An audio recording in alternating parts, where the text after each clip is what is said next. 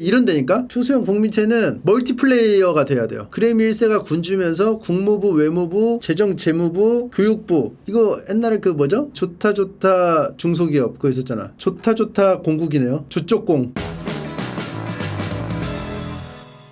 오늘 할 거 핫바리 공국 읽어보기입니다.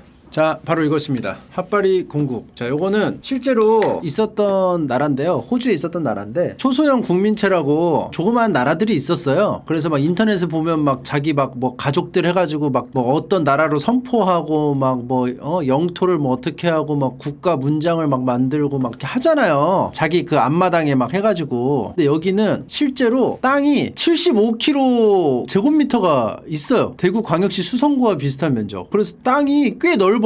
호주 서쪽에 있고, 그리고 뭐 이게 뭐 언어 문자 뭐 군대 뭐 헌리버 왕립 방위군 뭐 이렇게 있고, 뭐 옛날에 막 뭐 나 그런 거 봤거든. 가족 뭐 아들 딸 아빠 엄마 이렇게 있는데 아들이 무슨 뭐 총사령관이고 뭐 본인이 뭐고 막 다 막 1인 다역해야 돼 막 그런 것도 봤거든요. 근데 여기는 실제로 인구가 영 내에 23명이 있고 영 외에 16,000명이 있습니다. 그래서 이렇게 있고, 이번에 2020년에 영토 매각되고 해체됐다고 합니다. 요게 어떻게 돼서 이제 해체까지 가게 되는지 한번 읽어보도록 하겠습니다. 핫바리 공국 정부 홈페이지가 있었는데 이거는 이제 없어졌고요. 멸망해서 사이트가 내려갔고, 호주 웨스턴 오스트레일리아주에 존재했던 초소형 국민체, 그 중에서 엄청난 인지도를 가지고 있었으면서 호주의 관광지로 유명했습니다. 50년의 사직을 닫고 해체를 선언했는데요. 다른 초소형 국민체가 세계 사회에 인정을 받지 못하고 잊혀져 가는 것과 달리 핫바리 공국은 영연방의 수장이자 국왕인 엘리자베스 2세의 신하로서 공국으로 승인까지 받았으나 호주 정부는 국가로 반쯤만 인정을 한다. 그러니까 반쯤을 인정한 게 대단한 거죠. 그런데 호주 정부 홍보 사이트 주장과 달리 독립국가라 나와 있으며 호주 관광청과 지역 정부에서도 헌리버가 전 세계에 몇 없는 독립국이라고 광고하고 있다. 이쯤 되면 그냥 얼마 되지도 않는 땅과 세금을 포기하고 헌리버 공국으로 인해 간접적으로 얻을 수 있는 대량의 관광 수입을 택한 듯하다. 근데 코로나19로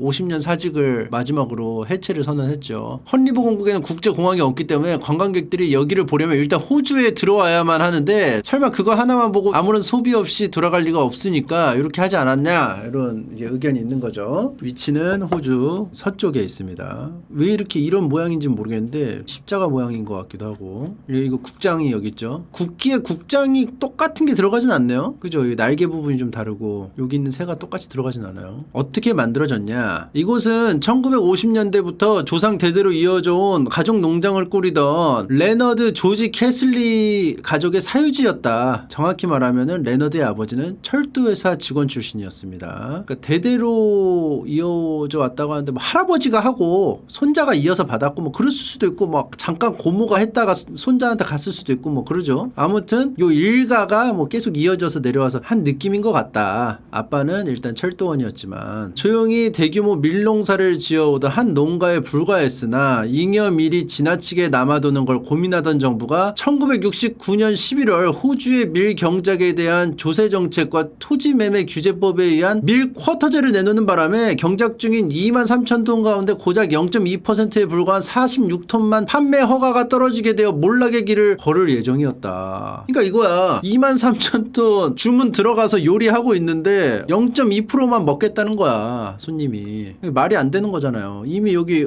경작을 했는데, 씨를 뿌려가지고 키우고 있는데. 이제 빡치죠. 당연히 앉아서 망하는 꼴을 지켜볼 수가 없는 레너드 입장으로서 정부에 거세게 항의했으나 이미 통과법이기 때문에 어찌할 소득이 없었다. 포기하지 않고 부당 이득을 주장하면서 정부에게 반항했으나 오히려 정부에서는 농지를 몰수할 수 있는 법안을 통과시키려 하면서 레너드를 몰아붙였다. 더 압박을 하는 거죠, 나라에서. 너 자꾸 이렇게 나대면은 우리가 농지까지도 뺏어갈 수 있어, 합법적으로 말이야. 이런 이렇게 압박을 하는 거죠. 얼마나 억울하겠어요, 레너드가. 그냥 조용히 밀농사 지었는데 갑자기 못 팔게 하니까. 그러나 이것이 되려 호주 정부의 목을 올가매었다. 사실 법안 통과 직전 레너드가 법이 부당하다고 따졌을 때 호주 의원 한 명이 당신은 호주 사람이고 호주 사람은 호주법에 따라야 된다고 했는데, 나중에 이렇게 몰아붙여지고 나서 그때 일을 떠올리고는 호주 사람임을 포기하면 호주법을 따르지 않아도 되겠지라고 마음 먹었다고 한다. 그럼 이제 호주 사람이 아니게 되면 경작 중인 23,000톤의 밀을 팔 수 있는 거잖아요. 물론 이제 뭐 나라 대 나라로 거래를 하려면 또 다른 문제가 있긴 하지만 아무튼 호주법을 안 따라도 되기 때문에 나는 이제 호주 사람을 오늘부로 포기하겠다. 레너드는 자신의 본업인 변호사적 지식을 총동원해서 헌법의 허점을 집요하게 파고들어서 이거 진지하게 시작한 거네요. 다른 사람들 막 보면은 이런 나라 같은 거 보면 그냥 재미 삼아서 만든 것도 있는데 여기는 이제 시작이 애초에 목적성이 분명히 있어요. 분명히 그 하고자 하는 방향이 있고 목적이 있고 그리고 그 목적이 되게 다급하고 그래서 집요하게 파고들어서 경제권이 탈취된 상황에서 토지 상실의 위협이 생긴다면 자위권을 행사해 자체적인 정부를 성립할 수 있다는 법에 따라 이미 있어요. 이런 법이 경제권이 탈취된 상황에서 토지 상실의 위협이 생긴다면 자위권을 행사해 자체적인 정부를 성립할 수 있다. 요게 농지를 몰수하는 법안을 통과시키면 요게 된다는 거겠죠? 여기까지 읽어봤을 때는. 그래서 호주 연방에서의 탈퇴를 선언하며 자신이 헌리버의 국왕임을 선언하고 동시에 독립군 헌리버의 통치권 일부를 영연방의 수장인 엘리자베스 2세에게 바쳐 영연방의 일원이 될 것을 요청했다. 그러니까 이제 그 짱이 있으니까 호주 쪽에 있는 게 아니고 짱한테 다이렉트로 그 허락을 받는 거죠. 이 엘리자베스 2세한테 이제 비비는 거지. 그래서 엘리자베스 2세한테 우리나라 지분을 좀 줄 테니까 이쪽에 나도 껴줘. 또한 탈퇴를 한 시점에서 모든 행정법은 무효가 되고 다시 입법해야 한다는 법에 따라 헌리버에 매긴 조세 정책과 규제법이 무효가 되었다. 이런 법 조항들이 생기게 된 데에는 호주의 역사적 배경이 컸다. 그저 아무도 사문화된 법을 다시 끄집어내리라고는 생각하지 않았을 뿐. 사문화라는 것은 죽은 글이죠. 죽은 글. 그러니까 사실상 너무 옛날에 만들어져서 사실 적용을 안 하고 그냥 냅두는 거라서 굳이 고칠 필요성도 안 느끼고 그냥 냅둔 건데 이게 발목을 잡게 된 거죠. 옛날에는 필요했는데 지금은 필요가 없어진 법이겠죠. 그래서 아무튼 이 사문화된 법 때문에 이게 덜미가 잡혔어요. 호주 정부도 이걸 가만히 앉아서 보고 있지는 않아서 탈퇴를 반역으로 간주해 제재하려고 했으나 이거 냅두면은 어떻게 됩니까? 헌리버 말고 뭐 더 생기겠죠. 이탈이 계속 생기겠죠. 그죠? 뭐 불만이 있거나 하면 사실 여기까지의 상황은 한국 법률에서도 내란죄에 해당하지 않는다. 대한민국 형법에서 내란죄의 요건 중 하나로 헌법 또는 법률의 정한 절차에 의하지 않고 헌법 또는 법률의 기능을 소멸시키는 것에 있고 여기까지 내용은 엄연히 전나라 법에 보장되어 있던 사항이었다. 실질적으로 국왕을 섬기는 자는 법적으로 국왕을 대적하였어도 반역으로 간주하지 않는다는 법에 따라 국왕에게 통치권을 바친다는 제안을 한 시점에서 반역으로 볼 수 없게 되었다.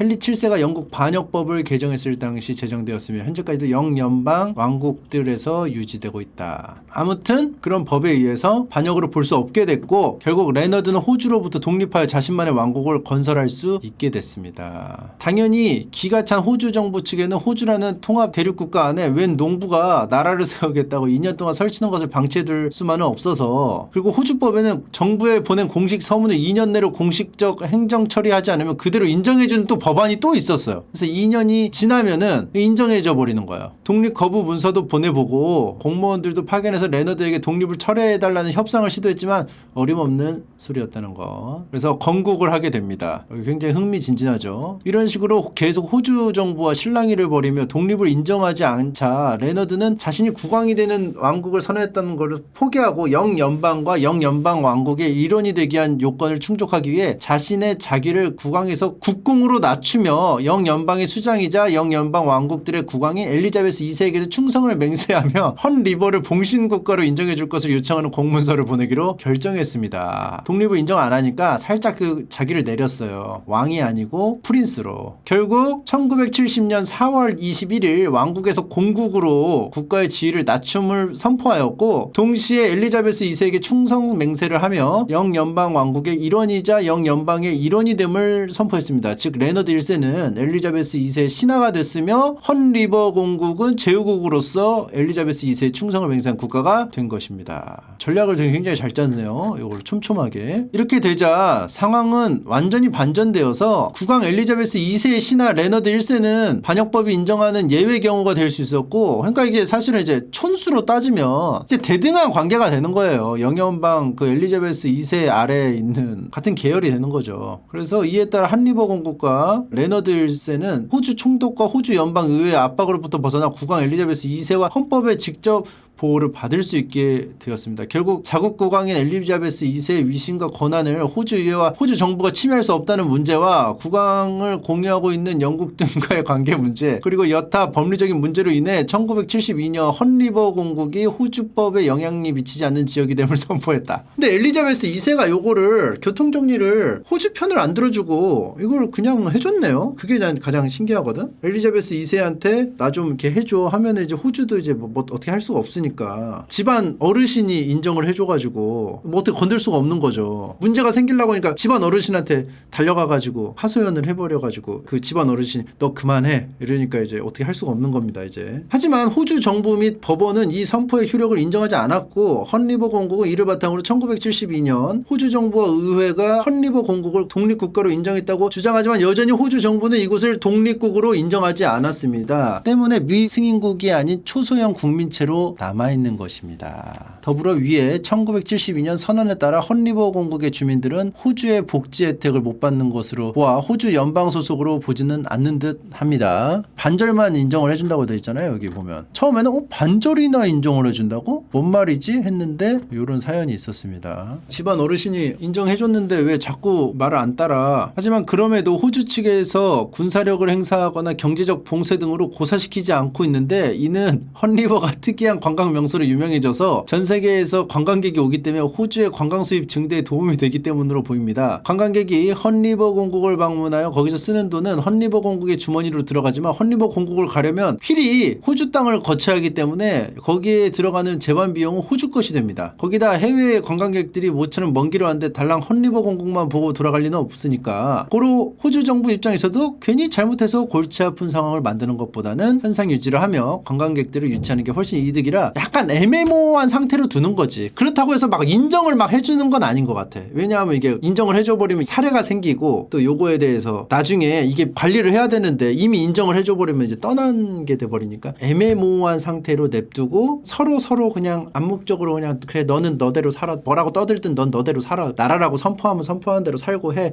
나는 그냥 나대로 살게 약간 이런 느낌으로 하는 것 같아요. 그죠? 심지어 홍보에도 신경을 쓰고 있고 위에 지도에서 보다시피 관광객들이 주로 방문하는 동쪽이 아니라 서쪽 끝에 있으므로 서쪽으로 관광객을 끌어들이는 좋은 방법이 되었을 것이 클 것이다. 이게 사막이 엄청 크게 있고 동쪽에 여기 아래쪽에 이렇게 많이 해변가를 따라서 이렇게 발달되어 있고요. 여기 서부도 있긴 있는데 여기 서부에 그 도시 큰데 뭐더라? 퍼스 맞아요. 여기는 근데 이제 이쪽에 많이 오른쪽에 많이 몰려 있어가지고 제 사촌 형이 여기 산다고 내가 알고 있어요. 여기 이쪽 서부에. 서쪽은 에뮤 땅인데 어떻게 가? 호주는 결국 그 동물하고 전쟁하면 다 지는 걸로 유명하죠. 토끼하고 싸워서도 졌을걸? 그래서 아무튼 요거 이렇게 돼 있어요. 서쪽에 그 또 관광 사업을 활발하게 만들 수 있는 활성화시킬 수 있는 또 요소기 때문에 특히나 또 서쪽에 있으니까 더 좋게 본 거죠. 근데 이제 멸망했습니다. 어떻게 멸망했을까요? 여기까지는 아주 좋아요. 그러면 이제 관광객들이 와서 헌리버 공국에 가가지고 돈도 쓰고 할 텐데 뭐 밥도 먹고 할 텐데 왜 이게 망했을까? 초대 공작인 레너드의 사후 현재 헌리버 공국은 호주 국세청과 소득세 분쟁에 휘말리고 있다고 한다. 또한 2010년대 후반에 들어 헌리버의 농작물 수익 감소로 어려움에 빠졌다고. 게다가 관광객 감소까지 겹쳐 급기야 2020년 1월 30일부로 국경을 폐쇄했습니다. 관광객 감소가 돼가지고 코로나19로 인해 국경을 폐쇄하는 것처럼 보이지만 실은 최근 농작물의 수익성 악화로 헌리버 공국의 경제적 상황이 좋지가 않아 현 문제를 해결하기 위함이라고 밝혔습니다. 결국 50년 사직을 뒤안길로 해체를 선언하고 호주 연방에 복귀함을 밝힘. 호주 국세청은 50년간 미납된 세금을 납부하라고 독촉 중인데 공국이 소유한 땅이 그 세금 납부를 위해 매각될 예정입니다. 진짜 치사하다. 아니 자기네는 이거 50년간 애중간하게 인정해줘놓고 홍보도 하고 그럼 홍보는 왜 한 거야? 인정 못하면 협조를 안 해야지. 그래서 신문 보도에 따르면 코로나19로 인한 관광객 감소가 결정적 타격을 주었던 듯 합니다. 코로나19로 인해 처음으로 망한 나라가 됐는데 처음으로 망한 나라라면은 그 다음에 망한 나라가 있다는 거겠죠? 지리와 운영 이렇게 있습니다. 헌리버 공국의 지도.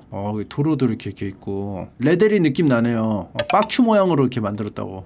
호주의 서쪽 메마른 땅에 위치하며 그 이름처럼 헛강을 중심에 끼고 있었다. 아, 그래서 헛리버 공국이야. 강 이름이 헛강이었어요. 면적은 울릉도보다 조금 크고 대구광역시 수성구와 비슷한 수준으로 독립국가로 간주한다면 바티칸, 모나코, 나우루, 투발루, 산마리노보다 면적이 크고 대한민국 수도권 남부의 몇몇 도시보다도 면적이 넓지만 안양시, 의왕시, 부천시, 오산시, 광명시, 군포시, 과천시, 구리수가 헛리버 공국보다 좁습니다. 근데 국민들이 모두 가족이라 그 수가 너무 적습니다. 그러니까 면적은 그래도 좀 약간 나라 냄새가 나는데 그 안에 이제 구성원들이 너무 시족이야. 편의시설도 빈약하고 남은 빈자리를 대신하는 것은 끝이 보이지 않는 거대한 밀밭이다. 너무 가족이에요. 그래서 농장을 제외한 구역이 별로 넓지 않은 데다가 건물도 몇 안 되고 상주 인구도 50명에 불과하나 우체국을 겸한 정부 청사도 갖추고 있고 차 타고 오면 공작이 정부 건물 주변에 주차 안내도 직접 합니다. 주차 안내도 해요.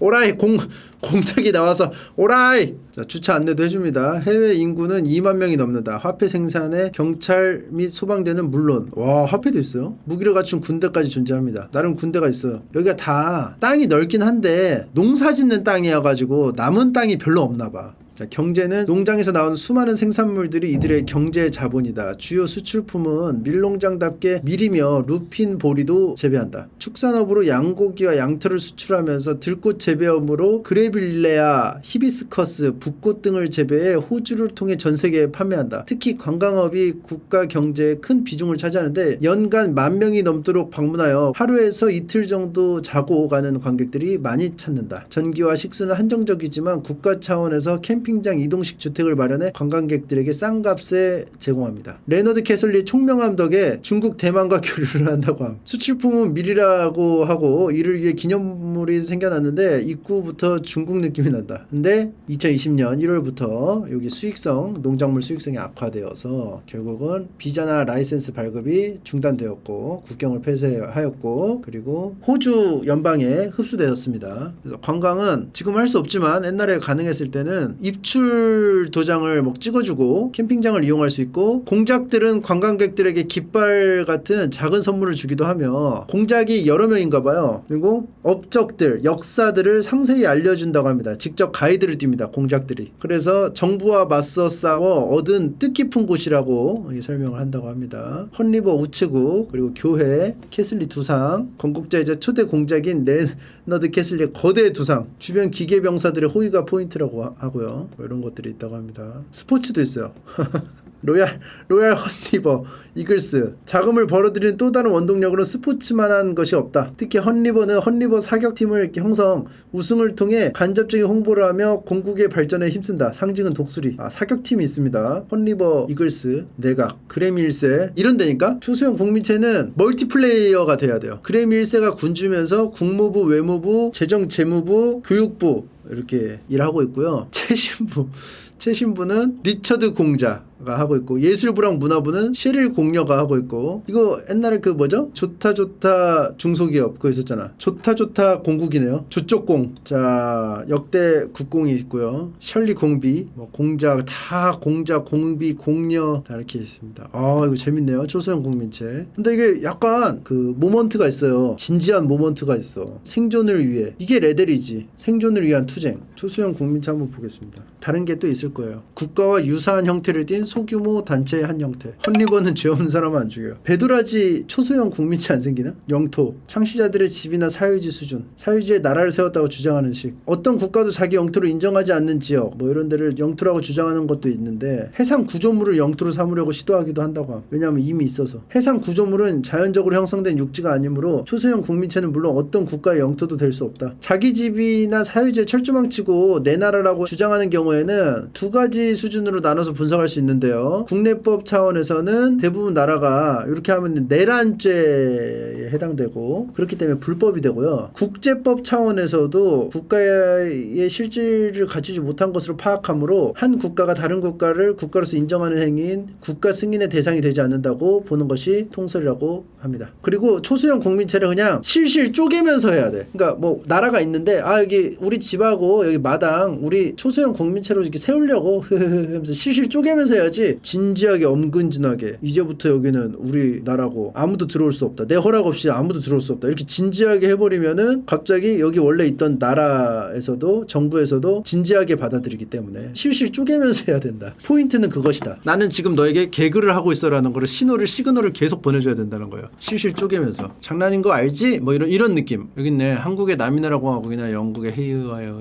등이 있다. 관광용 컨셉이고 아니면은 정부 시책에 항의하기 하는 것이 대부분. 요거 관광용 컨셉은 뭐 남이나라 공화국이 있겠고, 뒤에는 헌리버 공국, 뉴 하노버 섬에서 선포한 하노버 왕국, 이런 거 이제 원주민들이 했다고 하니까, 여기는 남이섬 사장이 2015년부터 사실상 대통령을 맡고 있습니다. 기업 국가, 기업 위주의 운영이다 보니 어느 정도 수익이 보장되어 실체를 갖고 운영되고 있는 편이다. 가공의 국가 정치 체제. 기업이 너무 커져가지고 국가의 기능까지도 수행하는, 국가가 하나의 매우 거대한 기업처럼 운영되는 것, 기업들이 국가를 장악하여 운영하는 것, 이 두 가지 중에 하나인 거죠. 국가가 기업처럼 되는 거랑 기업이 국가를 잡아먹는 거랑 현실성이 있냐 없냐. 기업 국가가 현실성이 있나? 기업의 주 목적 있는 이유는 돈을 벌려고. 그러니까 다스리는 게 돈이 되면은 똑같이 맞물리면서 되는 건데, 그게 되냐 이거죠. 근데 보통은 그렇지 않다고 합니다. 뜬금없는 존재의 통치는 불만을 부르고 이걸 억제하려면 비용이 소모되는데, 이게 그냥 통치를 안 하고 돈 되는 것만 골라하면 되는데 굳이 다 다루려고 하면은 비경제적이라는 거죠. 그리고 사회 인프라와 같은 공공재는 초기 비용이 커서 시장성은 낮지만 일단 갖춰지기만 하면 모두에게 편리하다. 그래서 시장 경제적 원칙을 따르는 기업이 구축하기는 다소 비효율적이다. 그래서 기업은 돈 되는 것만 하는 거야. 그래서 돈 안 되는 거, 돈 많이 들고 돈 안 되는 거, 이런 거 뭐야, 치안과 행정력 이런 거는 남이 한 거, 국가에서 하는 거 이용하고 자기는 돈 되는 것만 집중해서 효율을 뽑아내는 게 더 좋다는 거지, 양쪽에도. 그렇기 때문에 굳이 국가로 통치할 필요가 없다. 그리고 국가가 공권력을 유지하고 있다면 기업에서 이를 굳이 방해할 필요도 없다. 왜냐하면은 무질서한 상태는 기업에게 도리어 해가 되기 때문에, 무정부 상태가 되어 초법적인 폭력을 행사하는 갱단이나 조폭이 득세하고 시민을 위협하는 지경에 이르면은 시민들이 소비가 아닌 생존이 목표가 되어가지고 기업들이 돈을 벌 수가 없다는 거야. 그래서 생존 물품을 뭐 만약에 뭐 해가지고 뭐 한다면은 뭐 돈이 되겠지만, 요게 이제 초법적인 폭력을 행사하는 갱단과 조폭이 더 그걸 하겠죠. 기업이 할 수 없게끔 자기네가 다 돈 되는 걸 맡아서 하겠죠. 비즈니스를 하기가 안 좋은 환경이 되기 때문에 국가가 제대로 있고 거기서 그 인프라 안에서 경제활동을 하는 게 가장 이상적이다. 국가는 기업에 비해서 비효율적인 것처럼 보이지만 이는 국가의 제일 목표가 생존 혹은 안전 뭐 이런 것들을 고려하기 때문에 그런 것이다. 자, 이런 거 윤리적인 문제도 있습니다. 민주국가와 대비될 수밖에 없는 과두체제, 국민을 소모품 취급하는 운영 방식, 빈약한 환경 규제 등, 그러니까 이윤에 초점이 맞춰져 있기 때문에 이런 문제도 있겠죠. 군사적인 문제, 국민을 사원처럼 두는 기업 국가는 전쟁을 수행하기가 어렵습니다. 왜냐하면은 기업인 국가가 사원한테 이제 바라는 것들이 업무 효율성인 것처럼, 사원도 기업인 국가에게 기대하는 것은 수익이야. 나 얼마나 대접해주나. 그래서 죽고 나면 수익도 뭐도 필요가 없기 때문에 협조를 잘 안 하겠죠. 근데 이게 기업 국가인데 약간 종교랑 퓨전이 돼가지고 약간 기업뽕도 약간 주입이 돼. 국가뽕. 약간 종교랑 같이 맞물리면서, 그러면은 기업 국가가 될 수 있지 않을까? 그리고 이제 뭐 굳이 뭐 경제적인 어떤 효율성만 추구하지 않고 오너가 약간 그런 과시욕이나 명예욕이 있다면 충분히 그걸 감내하면서 이윤을 엄청나게 벌어들이는 회사라면 그것도 가능하지 않을까요? 뭐 물론 지금은 없다고 하지만 가상의 국가 정치 체계이긴 하지만 가능하지 않을까? 그러니까 종교 국가랑은 좀 다르죠. 회사가 그냥 국가가 되는 거니까 회사와 종교가 합쳐지면서 우주라는 새로운 공간 속에 국가라는 기존 권력의 공백이 생길 수 있기 때문에 회사가 진출을 한 다음에, 이게 기업의 영향이 클 수가 있는데 대항해 시대와 양상이 유사한 겁니다. 소수의 상인들이 식민지를 장악하고 국가 권력이 거리가 매우 멀었기 때문에 동인도 회사 같은 기업 국가가 탄생할 수 있었던 것. 영역이 커지기 시작하면 국가가 다시 그 자리를 차지할 가능성이 높고, 기업은 군사력을 충원하는데 어려움이 크기 때문에 더더욱 빨리 국가가 개입할 것이다. 그러니까 이제 막 보면은 로보캅 보면은 디트로이트를 그 회사 기업이 장악을 했잖아요. OCP가 군대도 장악하고 자기네가 다 서비스 해가지고. 미국의 정치평론가 짐 하이타워는 기업은 더 이상 정부의 로비를 하지 않아도 된다. 그들이 바로 정부이다. 아무튼 이렇게 알아봤는데 요것도 재밌네요. 기업 국가, 그리고 아까 알아본 게 소소형 국민체, 헌리버 공화국, 베도라지리아. 베도라지리아 안 만드나? 왕 그거 하세요. 직박영 하세요. 재성 투투박, 투투 1세, 국무총리 용량이. 베도라지리아 안에 또 공국이 있어. 프린스 김종수, 다라이우스 1세.